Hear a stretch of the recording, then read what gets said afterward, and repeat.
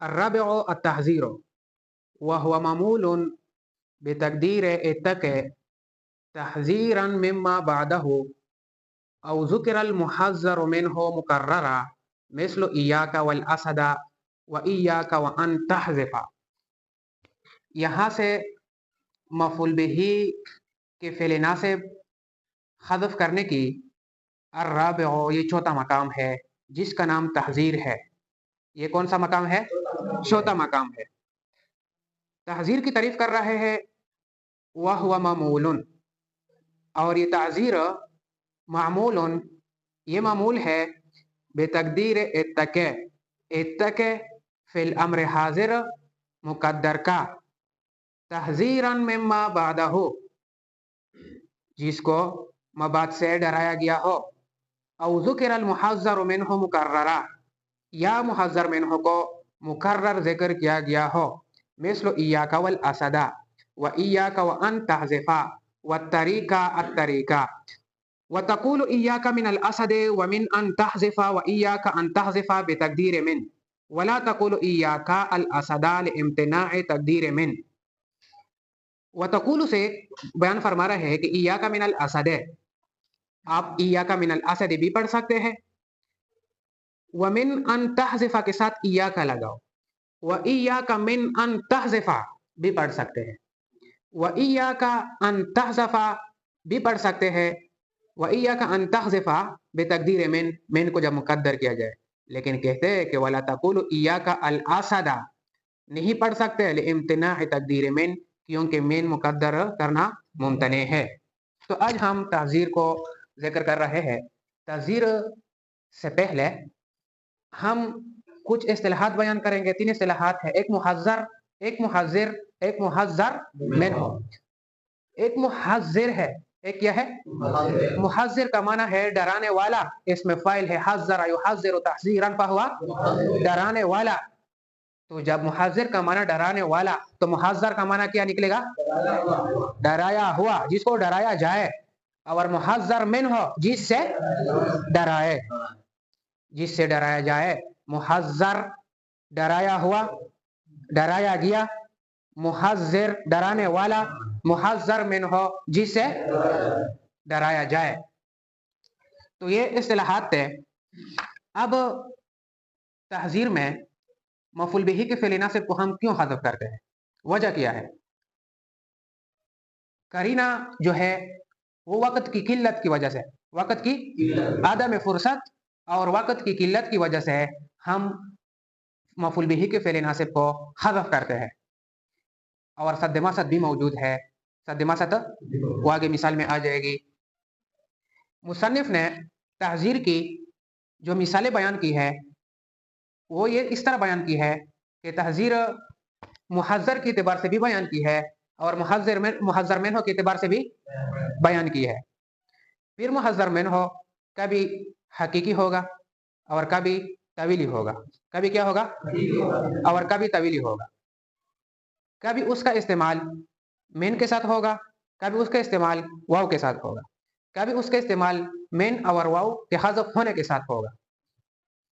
تو ان ساری صورتوں کو مصنف نے وَتَقُولُ إِيَّاكَ مِنَ الْأَسَدِ وَمِنْ أَنْ تَحْذِفَ سے بیان کی ہے. لیکن اس سے پہلے آپ یہ سمجھے کہ اس نے جو مثال لایا ہے ایاک والاسد، ایاک والاسد، یہاں ہم نے کہا کہ وہ معمول بتقدیر اتق، کہ وہ معمول ہے تقدیر اتق مقدر کا. تو یہ ایاک والاسد اصل میں اتق نفسک من الاسد والاسد من نفسک. والاسد اصل میں کیا تھا؟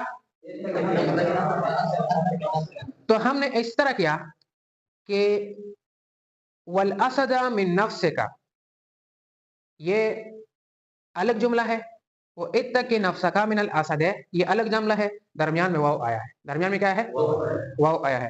تو ہم نے یہ جو اس جملہ سے من نفسک کو حذف کر دیا. من نفسک کو تو اتق نفسک من الاسد والاسد رہ گیا.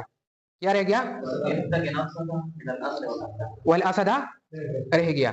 اس کے بعد ہم نے اس طرح کیا کہ ہم نے اس جملہ سے من الاسد جو ہے اس کو حذف کر دیا.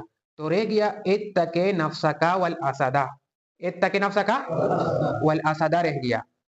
उसके बाद हमने इत्तक के जो फेल है उसको हज़फ कर दिया, इत्तक के फेल को, तो नफ्सका वल असद रह गया। क्या बन गया? नफ्सका वल असद रह गया। क्योंकि आप लोगों को पता है कि नफ्सन और आइनुन जो है ताकीद के लिए हम लाते हैं, फसले के लिए हम लाते हैं, तो यहाँ पर फ़ाइल और मफ़ूल के दरमियान हमने अपने नफ्स को लाया था, लेकिन इत्तके के साथ वो ज़मीर जो थी फ़ाइल की वो भी चली गई, तो यहाँ नफ्स की ज़रूरत नहीं रही, तो हमने नफ्स को हज़फ किया, का वल असद रह गया, का। तो यहाँ ये कफ ये ज़मीर मुनफसिल है, ये ज़मीर मुत्तसिल थी, ज़मीर मुत्तसिल थी, तो मुत्तसिल को मुनफसिल के साथ तब्दील कर दिया, तो इय्याका वल असद बन गया। क्या बन गया? इय्याका वल असद बन गया। ये फेल हकीकी की मिसाल है, ये इसमें हकीकी की मिसाल है कि मुहज़्ज़र मिन हो, क्या हो, इसमें हकीकी हो, और मुहज़्ज़र मिन हो हुक्म तवीली की मिसाल उसने दिया है, इय्याका वमिन अन तहज़िफ़ा, वमिन अन व इय्याका अन तहज़िफ़ा, चूंकि तहज़िफ़ा फेल है और उस पर क्या दाखिल किया है, आना मज़दरिया दाखिल कर दिया है, तो इसकी वजह से किसकी तवील में हो जाएगा, मज़दर की तवील में हो जाएगा। तो ये इसमें तवीली की मिसाल है, तवीली की मिसाल है। तो कहाँ पर हम मेन जिक्र करेंगे, कहीं पर वाव जिक्र करेंगे, कहीं पर मेन जिक्र नहीं होता, कहीं पर वाव जिक्र नहीं होता।